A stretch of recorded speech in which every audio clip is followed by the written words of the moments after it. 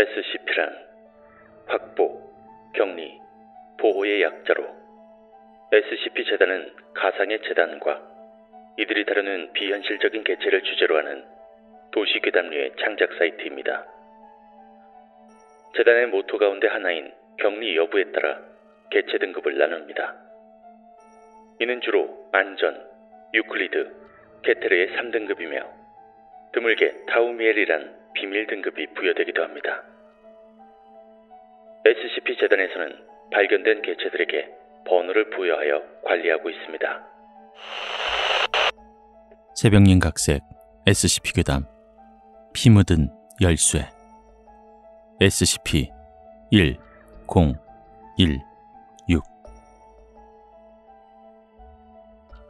본 이야기에는 잔인한 묘사가 있으니 원치 않는 분들은 청취를 삼가해 주십시오. 아내와 두 딸아이가 죽었다. 남자는 바닥에 주저앉아 눈물을 쏟다가 이내 벌벌 떨면서 자신의 어깨를 붙잡곤 바닥에 머리를 박아대었다. 두 아이의 시체에서 흐른 핏물이 남자의 바짓단에 스며들었다.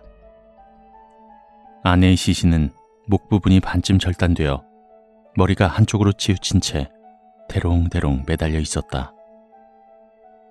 부릅뜬 그녀의 두 눈이 남자를 바라보고 있었다.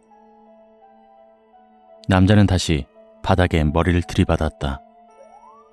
요란한 사이렌 소리가 들려온다. 거실의 넓은 창으로 불빛이 이리저리 흔들리다가 이내 남자에게로 모아졌다. 하얀 커튼이 강렬한 빛 속에서 너풀거렸다.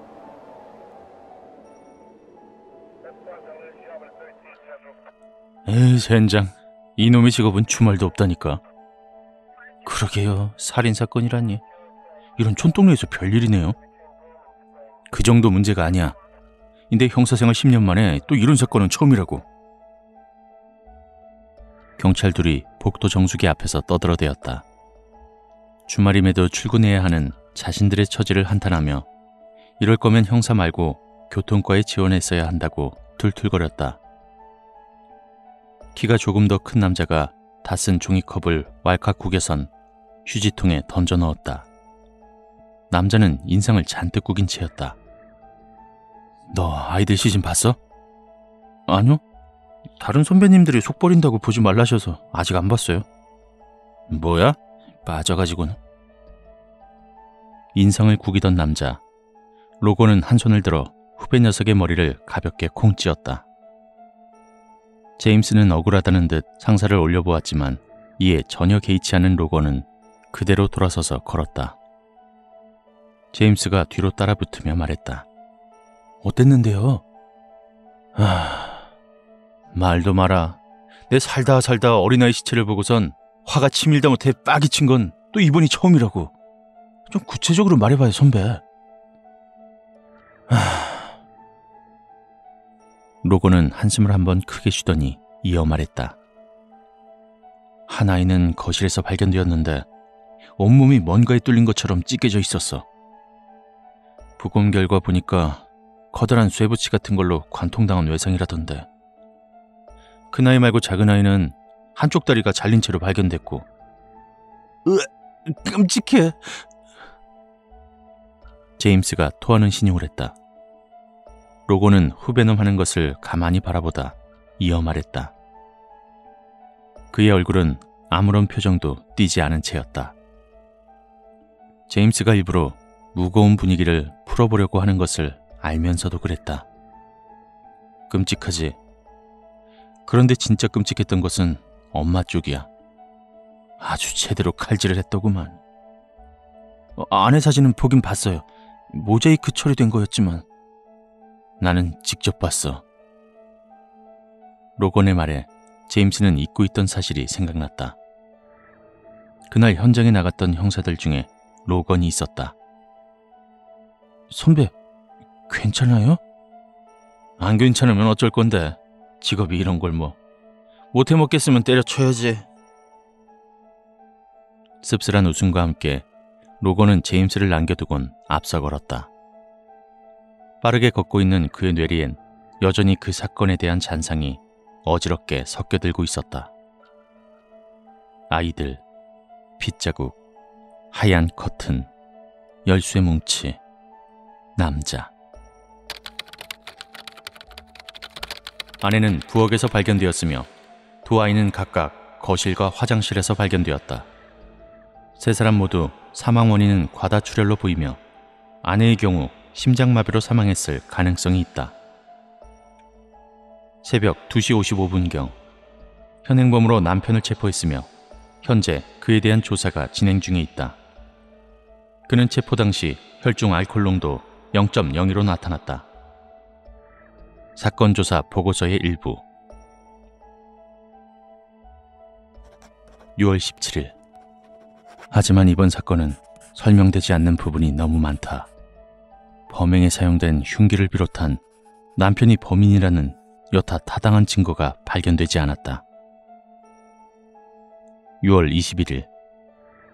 방금 남편이 자살을 시도했다는 연락을 받았다.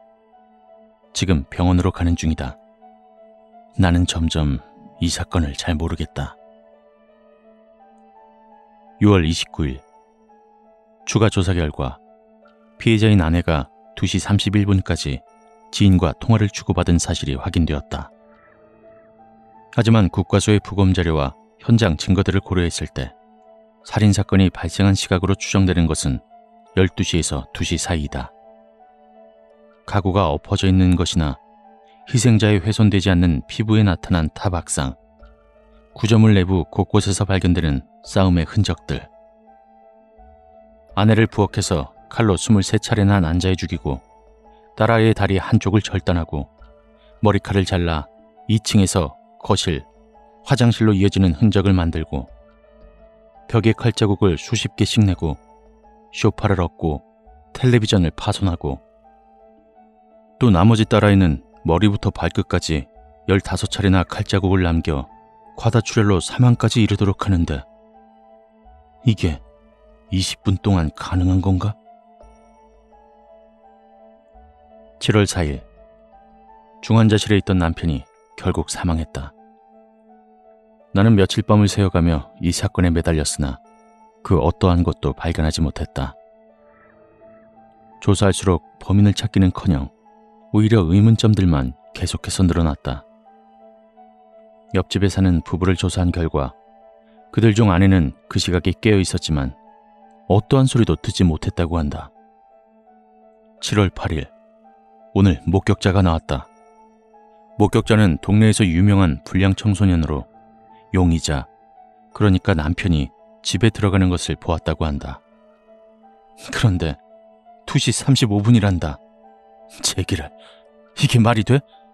이건 정말 말도 안 되는 엿 같은 상황이다.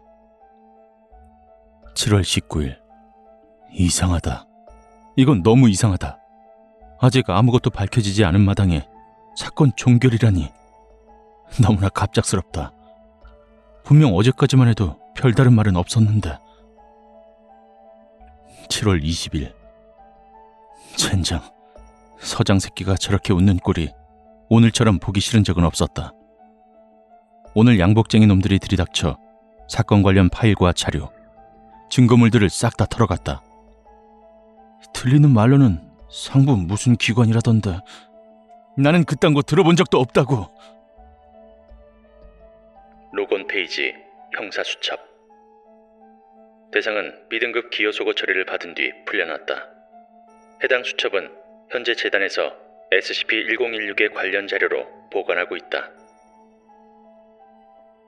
박사님, SCP-1016은 왜 안전등급입니까? 사진 자료만 봐서는 유클리드 등급을 때릴만 할 것 같은데요? 가일. 네, 박사님. 네, 그래서 자네는 아직 멀었다고 하는 거야. 칼리브 박사는 마시고 있던 와인잔을 홀짝이며 대답했다. SCP-1016이 재단에 수거되어 격리된 지도 벌써 2년이 넘게 흘렀다. 그러다 보니 관련 자료가 쌓이고 추가적으로 밝혀진 사항들이 생겨 대대적으로 데이터베이스의 자료들을 수정하는 중이었다. 물론 박사는 농땡이를 피우며 소파에 앉아 와인잔을 홀짝대었고 대부분의 작업은 카일이 도맡아 하고 있었다. 무슨 뜻입니까? 무슨 뜻? 그걸 못 알아듣나? 자네가 하도 멍청해서 내가 답답하다는 의미일세. 여유로운 박사의 목소리에 카일은 심사가 뒤틀림을 느꼈다. 제가 지금까지 박사님 대신해서 써드린 제출 자료가 몇 장이었죠? 그걸 몰라서 묻나? 예, 제가 좀 멍청해서요. 글쎄, 대충 30장이었나? 40장? 잘 모르겠구만. 하도 많이 맡겨서 말일세. 자네 뭐가 궁금하다고 했지? 이 등급이었나? 어느새 칼리브는 들고 있던 와인잔을 탁자에 올려두고 돌아서 카일과 마주보고 앉았다. 카일이 고개를 끄덕이자 박사는 열성적인 태도로 옆에 서랍에서 파일 몇 개를 꺼내서 펼쳤다. 내가 또 설명 안 한 기가 막히게 하지. 또 좋아하기도 하고. 자네가 안 물어봤다면 서운했을 걸세. 아, 앞으로도 잘 부탁합니다. 카일의 넉살 좋은 대답에 박사는 헛기침을 삼켰다. 하지만 그는 보고서 정리 따위로 짜투리 시간이란 시간은 모두 뺏기고 철야 근무까지 하던 과거로 돌아가고 싶진 않았다. 그는 이미 조수의 업무 처리 능력에 푹 빠져버린 상태였다. SCP-1016은 격리가 쉽고 이 미치는 파급력이 높지 않아서 안전등급인 걸세. 상자에만 잘 넣어두고 접근하는 사람만 잘 차단하면 뭐 별일 없기 때문이야. 아, 그렇군요. 그럼 말 나온 김에 하나만 더 설명해 주십시오. 궁금한 게 좀 많아서요. 그 말과 함께 그는 자신의 연구복 주머니에서 수첩을 꺼내려고 했다. 하지만 칼리브가 한 발 빨랐다. 아이고, 벌써 시간이 이렇게 되다니. 그는 빈 손목을 들고 손목 시계를 보는 척하더니 빠르게 꺼내놓은 파일을 조수의 앞으로 밀어주곤 날듯이 연구실을 빠져나갔다. 박사님, 오후 회의는 취소되었는데요. 광속으로 사라지는 박사의 뒤로 카일이 외쳐보았으나 이미 복도를 돌아 사라져버린 뒤였다. 그의 앞에는 SCP-1016 피 묻은 열쇠라고 적힌 파일만이 덩그러니 남아있었다.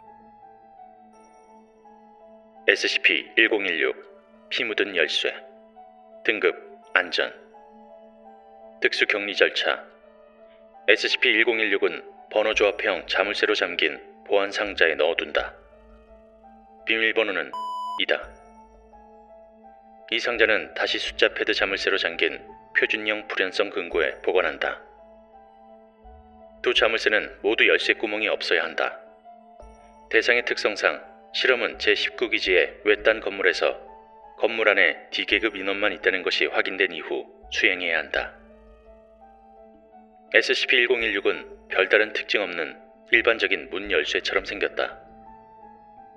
유사하게 생긴 열쇠들의 꾸러미 속에 넣어두면 대상은 몇 주에 걸쳐 서서히 혈흔이 나타난다.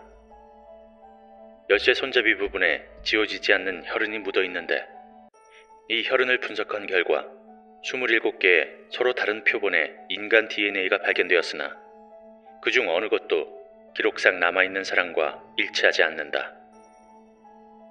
2주 이상을 방치하면 나머지 표면에 유사한 핏자국이 나타난다.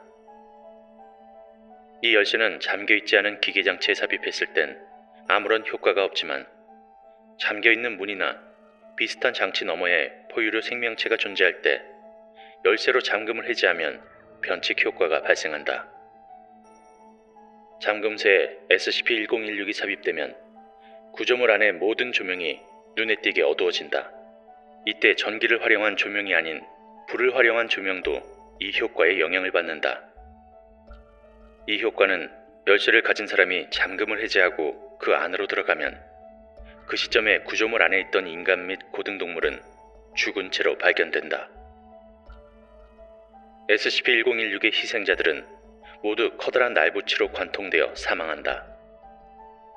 희생자들은 사지 전체에 걸쳐 상처를 입었으며 많은 경우 신체가 부분적으로 절단 및 절개되었다. 구조물 내부가 파괴 혹은 파손되어 있고 희생자의 피부에서 타박상이 발견되는 등 싸움의 흔적이 발견된다. 하지만 이러한 싸움을 소리로 확인할 순 없으며 문제의 공간이 입구 바로 너머에 있다고 하더라도 아무런 소리도 들리지 않는다. 몇 차례에 걸친 실험의 결과 열쇠로 잠금을 해제하고 들어가는데 5초 남짓한 시간이 걸렸음에도 내부에서는 몇 시간 동안이나 계속된 것 같은 싸움의 흔적이 나타난다. SCP-1016을 발동시킨 피험자는 구조물에 처음 들어갔을 때 설명할 수 없는 이유로 텅 빈 창문이나 출입구로 시선이 가거나 찾을 수 없는 곳에서 숨소리를 들었다고 보고했다. 자가발전 영상 감시 장치를 사용한 실험 결과 조명이 어두워진 직후 어떠한 존재가 구조물 안에서 나타난 것이 확인되었으나 갑작스럽게 장치가 오작동을 일으켰다. 대상에 대한 추가적인 정보는 존재하지 않는다. 그가 누구인지, 그가 어디서 오는 건진 우리는 알지 못합니다. 저는 그게 제일 무섭더군요. 연구원 카일 아이작.